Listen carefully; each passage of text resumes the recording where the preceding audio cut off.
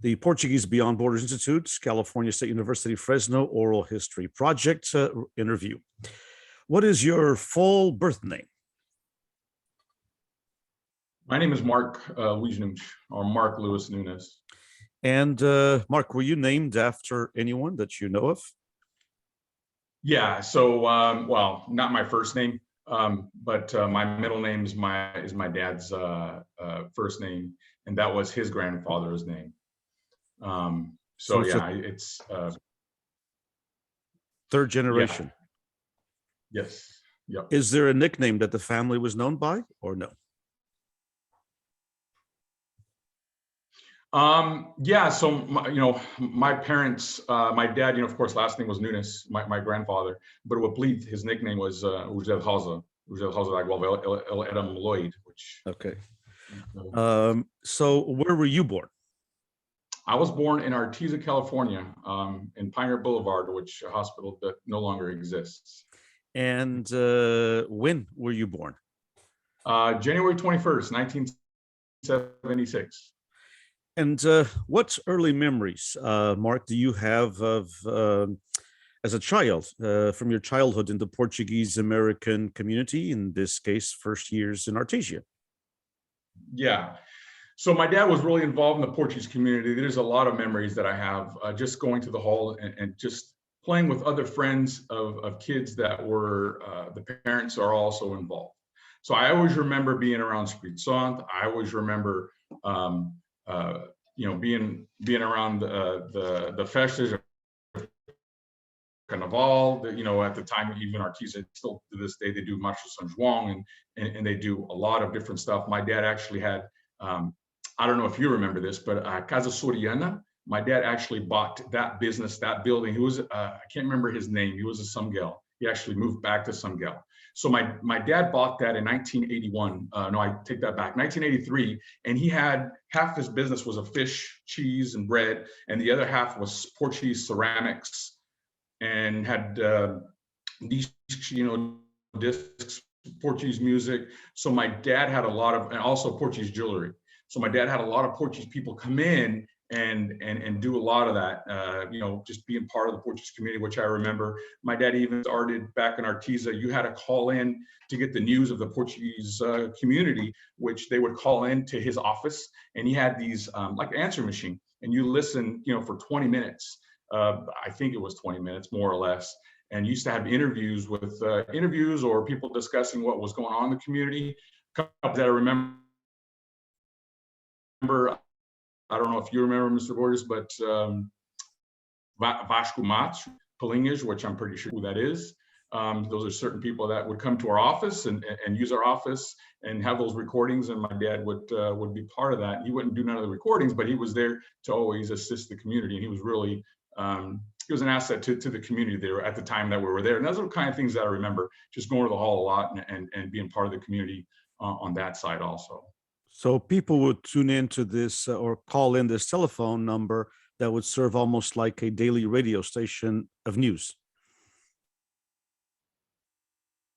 Yeah, I would probably, I don't know how often, probably a weekly, but it would be, news of what's going on in the community. I mean, now we have, well, now it's different, of course, but this is back in the early 80s. Mm-hmm. So my dad was part of that, and they used his office. Yeah. And so, Mark, when did your family, your mom and dad, when did they immigrate to the United States? So they both immigrated. They met here, actually, in California. My mom moved in, 67, and then my dad came in 69, and they met in Tulare, and they got married in Tulare. But at the time, my dad came, of course, like all of them, they came to Tulare to milk cows, of course. He started with Hoffman. But my dad and my grandfather never really had a lavoda, which they never had animals, or they weren't raised with cows.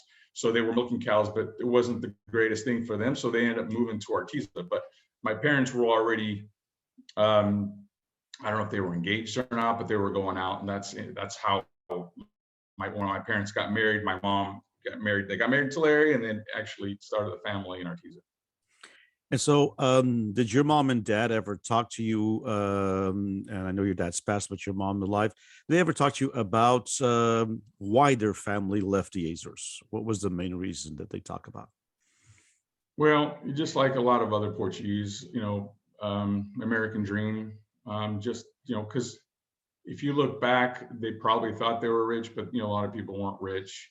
You walk into their houses, they had a couple of rooms. I remember my mom saying that they had a couple of rooms, but the floor was dirt, right? So you swept the dirt and that's kind of it.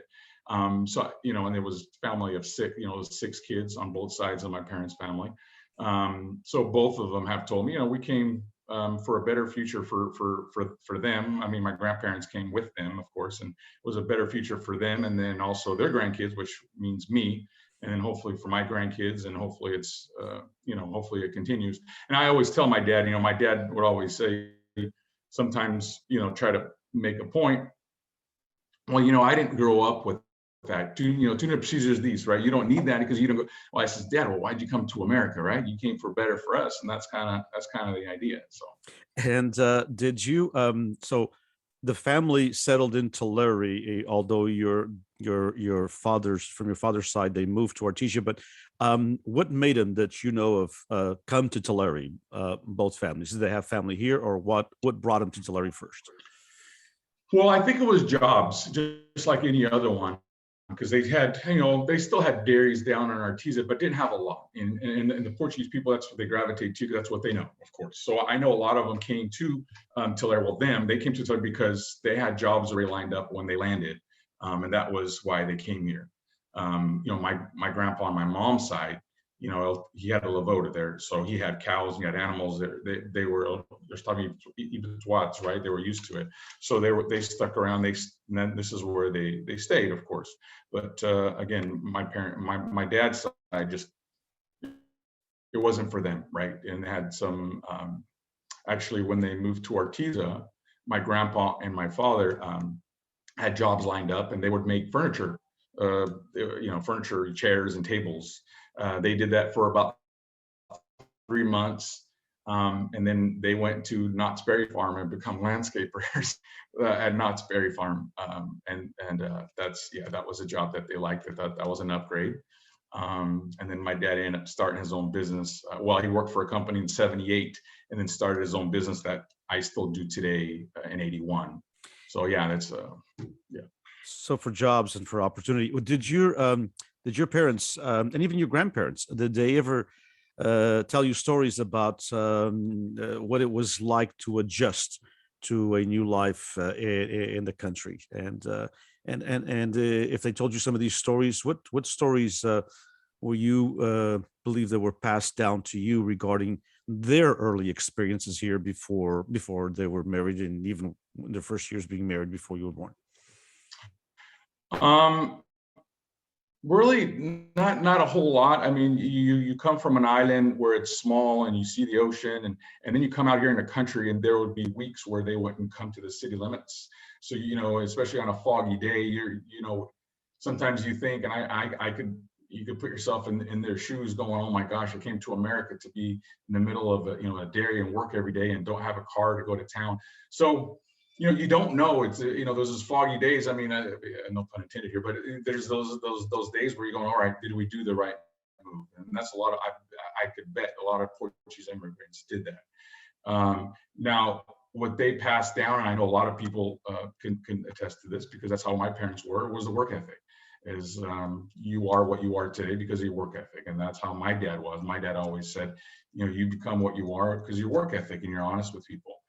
So that's one thing that he did teach me that I still do today, is my work ethic. So, because my dad took a chance too in starting a business with not having no school here in the United States. He had his the class, which is only 4 classes there in Seda, in the Azores, and he came here and milked cows at the age of 17. And became something, but that's not very common. I mean, a lot of them do work and milk cows forever, right? But they'll save every dollar, and they'll work very hard, and they'll live well after they've retired. A lot of them have bought homes, but my dad had bigger ideas, and that takes a lot. I mean, I learned a lot from that because again, he has no education. And as a first generation of your family to be born in the United States, with both parents being immigrants, how important was it to your parents that you were raised with a strong Portuguese identity? So they never put pressure on me. They never did. But just for I'll talk on my dad's side. My dad was a very a good example to me of what his Portuguese culture, his Portuguese traditions, his Portuguese people of the Portuguese community, how important it was. Because even when I was young, like I spoke a lot about Arteza, he did come up here to Tulare in 1988, and he was part of he was president of PPAV celebration at one time. He was president of FLAD. He was part of the band. But he never put pressure on me again. He just by example of how important it is to have a community, and you can see it even when I went back to school, when I was in high school, people were proud to be Portuguese. Even the people that had, and I know you're around campus a lot.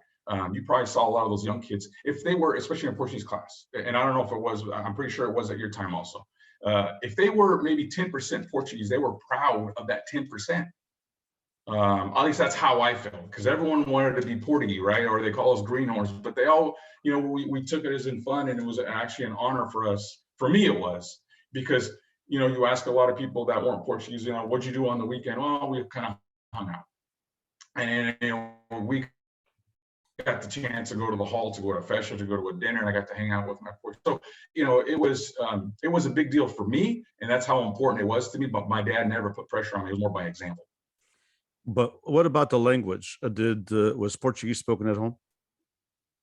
Yeah, I started kindergarten without knowing any English, and the main part of that, because my grandma died before I was born, 1974. I was born in 76, and my grandfather lived with us. He ended up passing away in 1986. So we're actually roommates, right, with my grandpa, because the houses were small. My dad was didn't have the biggest house at the time, so he didn't speak no English. So that's what all we spoke in the house was Portuguese. So I started kindergarten at Elliott School, which benefited my Portuguese because the program they had there. But yeah, so Portuguese was very important. They didn't put pressure on me to speak Portuguese, but it was that's just the way we're brought up. So the identity, there was no pressure, but it was part of everyday living. How would you say that identity was expressed in your home? Of course, you just said with language. Was there certain foods? Were there traditions? And of course, would you say also the involvement in the festas? But were there certain foods and traditions that the family itself kept up, even if there was no celebration, for it? I'm thinking about, Filhos de Carnaval or this kind of stuff. Yeah, one thing that we kept that my dad loved as a kid was an assorda. Not as common as a lot of people won't bring that up, but that was our main thing. That was a big day for my dad when my mom made an assorda. And every once in a while, I know my dad's been gone for almost 13 years now. Every once in a while, we'll have an assorda as a family, because that's what my dad loved, and that was kind of our every once in a while tradition of having assorda. And also when my grandpa was alive, he called Verde, every day. So we kind of grew up with Verde. So those are kind of the two. And what cultural traditions that you lived as a child and that you lived, in your teenage years with your parents, what cultural traditions have you maintained yourself as you established your family? And why has it been important for you to maintain these traditions that you have continued? Now, so my dad was real big in Nunes-Tulare, which is not really a community, it's more of a statewide. I learned a lot from Nunes-Tulare. It gives young adults opportunities to become leaders. They have a youth, they have a board of directors, they have a president, and you get to work with other people your age. Just, little small stuff, but you get to work together, and that's how you become a leader. And then I was president of 2030s back in 03 and 04, which I was in my early 20s. I got to be on a board. And again, you become a leader, a young leader. And I always told myself that what I'm learning here, I'm going to bring back to my own community. And I've done that, I believe. I do think that's important for my kids. I don't think it's going to be the same, which is fine. Everything does change as long as we adapt to everything that's going on. But I have been president also of the Fisher Street Summit, 2018. I've been a director now for 6 years. This is my 4th year as president of the board of directors of TDS. So I still do think that is very important to me. I still have some things that I'm very that I'd like to do being part of the board. Now, when my time's over, I'll probably, I'm just going to do my time and what I think is right for our Portuguese community. And I'm hoping that by example, and other people that are on my board, of course, I hope that they take it as an importance that is for me, and they can continue it, because it's going to decrease every year. We all know that we have less Portuguese immigrants coming, but I think we can adapt to the second and third generation, first, second, third generations that are still here. I think we could still adapt and still make our Portuguese traditions for years to come. A little bit about the Azores itself. First of all, have you been to the Azores? Since you didn't immigrate here, you were born here. Have you been there? Yeah, I've been probably about seven times. Yeah. Talk a little bit about your experience, especially if you can remember the first time. What was it like to go there, the land that your parents had come from young? But tell us a little bit about, if you remember, the first time and the other experiences if you've gone back. Yeah, I mean, the first time was right after the earthquake. So, you get to see a lot of stuff. It was just a lot of rock everywhere. It was pretty bad. But from my experiences, were, no restroom, right? You had to go to the outhouse outside. So you kind of thought, as a kid, you look back going, wow, they were poor. I mean, they have a, running facility inside the house. So, it was very interesting to see. But now, if you go, I mean, last time I went for Festa da Praia, and all the floats and everything. It's like a little mini America. I thought it was like I thought I was at Disneyland seeing all those floats and stuff like that. So they've come a long way from what the Azores was back then to what it is now. I mean, if you think back to the people when they immigrated, they wanted the American dream to America because they can make more money and live better. But you don't see them coming anymore because they live as well as we do. They have jobs, they have educations, and that's how I see it. I could be wrong. And do you feel that these experiences of having gone back at least a half a dozen times throughout your life, have they kind of strengthened your Portuguese identity in any way? No, it's exactly what I thought it was. I'm from an island that I am proud to be from, and they still hold their traditions, with Carnival. I'm real big in Carnival, and they still believe in the Holy Spirit. And the nucleus of each freguesia, each village is the church, and that is the main thing. So from what I remember way back when, even though it was smaller scale, to now, I believe it's still the same, just, more Americanized, I guess. Would your bond to the culture and to the Azores be the same had you not had the opportunity of going back? Do you think it affected you at all?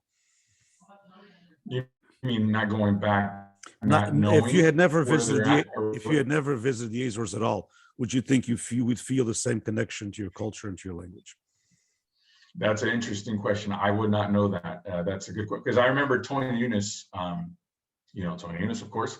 Tony Nunes, then Nunes Carnival, did everything. Didn't go to Azores until, I want to say, until his 30s, I believe. And he's real big in the Portuguese community, and it's amazing to me that he was very strong regarding Carnival and his Portuguese traditions without ever stepping foot. Another guy that's never been there is Darren Rebello, who's my vice president board. He's very strong in Nunes Carnival and bullfights, and so I would think I would fall under that. I think I'd be strong just because of the way my upbringing and the way my family brought me up and how involved they were. But I don't know if I would not. Yeah. Sure.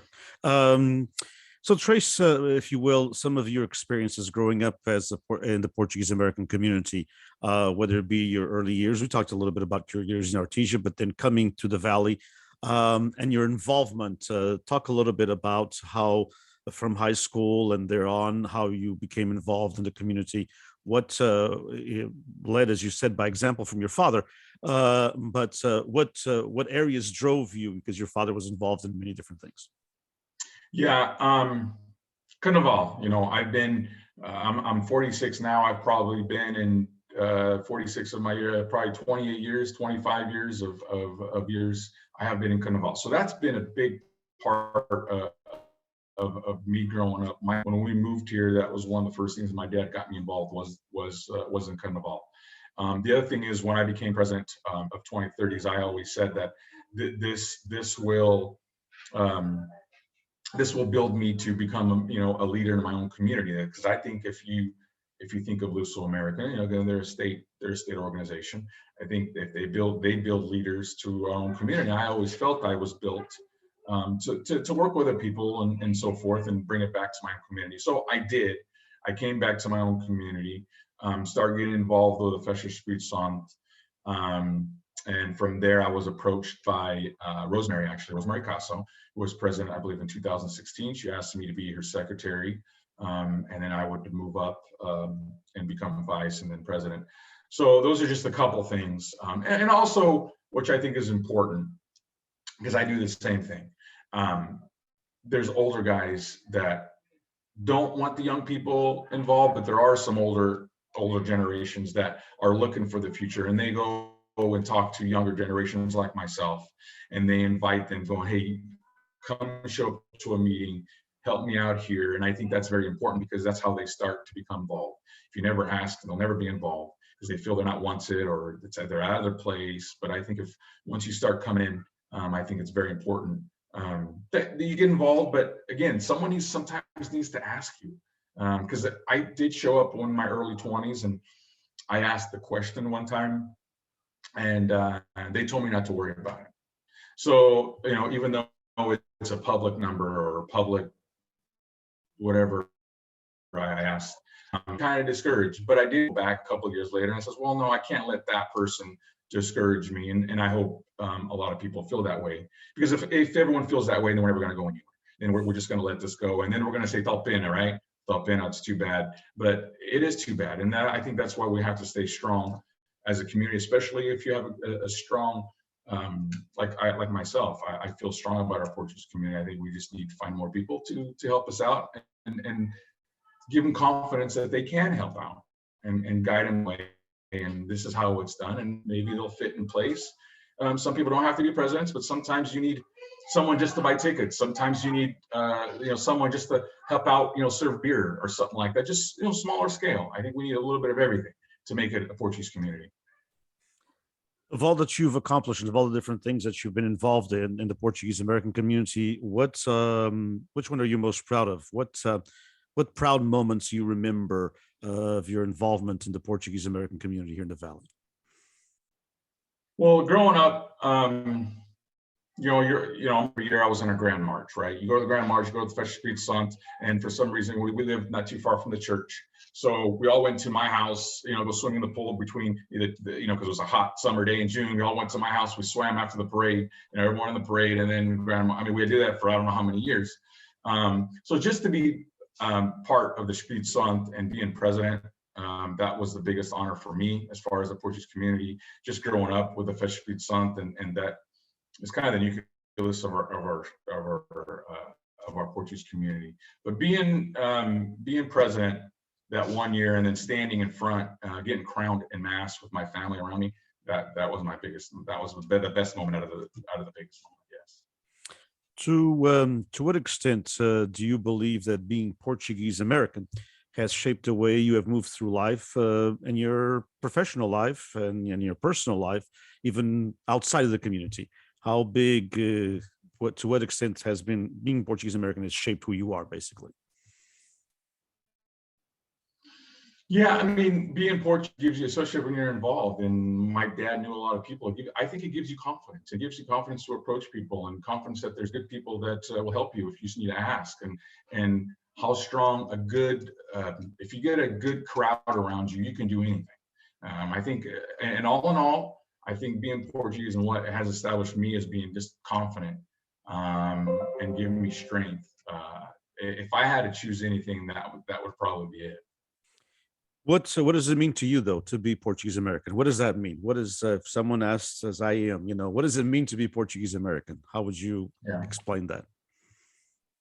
It's hard to explain because you don't want to say, because what you're doing is someone's asking that doesn't have the benefit of being Portuguese. Because I did say in high school, everyone wanted to be Portuguese. Or on a weekend, what'd you do? Oh, we went to the park and played in the swings. Well, I went to the hall and I hung out and I played soccer, while my parents were decorating, and we went to a festa, we played a bunch of stuff, and it's just,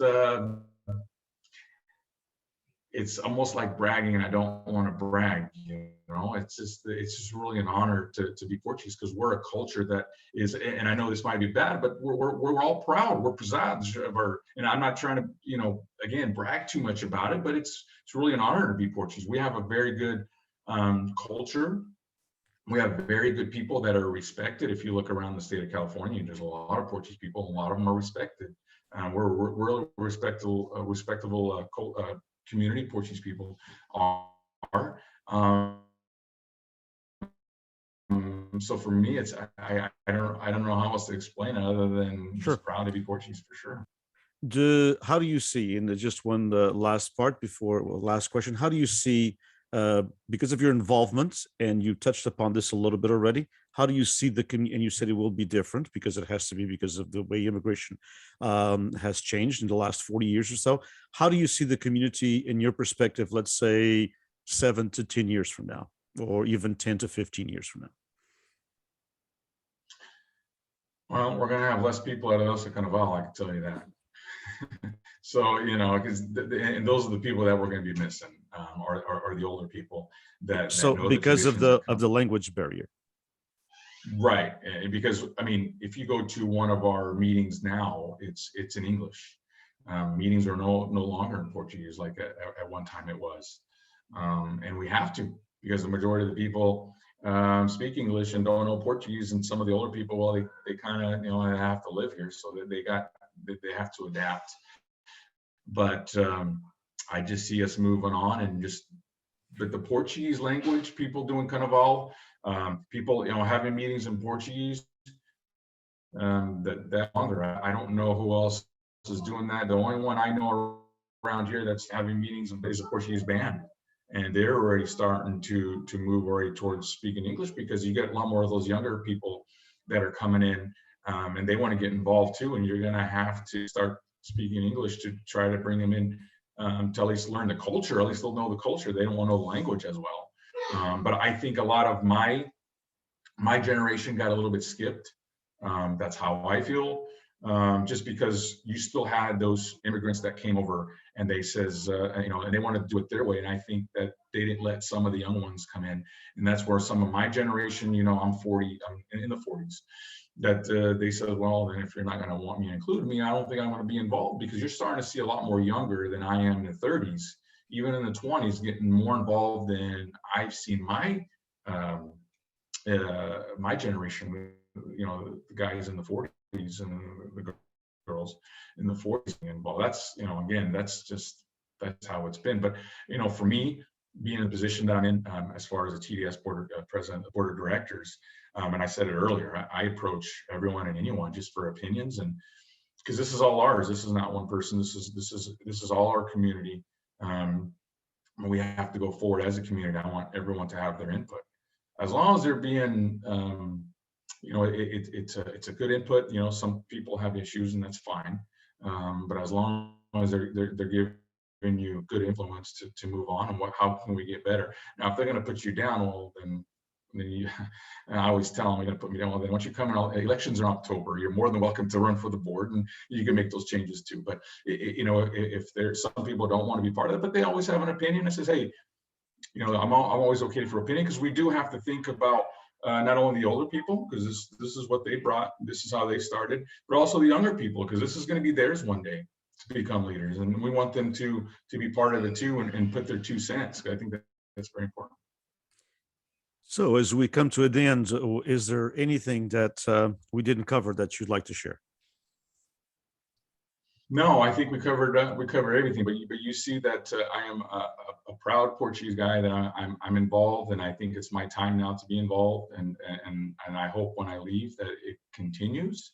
That what I've done and what I've whatever I've done, whatever I leave behind, I hope they continue. I'm not that old yet, but I hope and I feel that there's younger people coming up, and I hope they can still continue with what everything that they did before me, and they're doing and what we're doing now, because we're doing some things there, especially at the hall.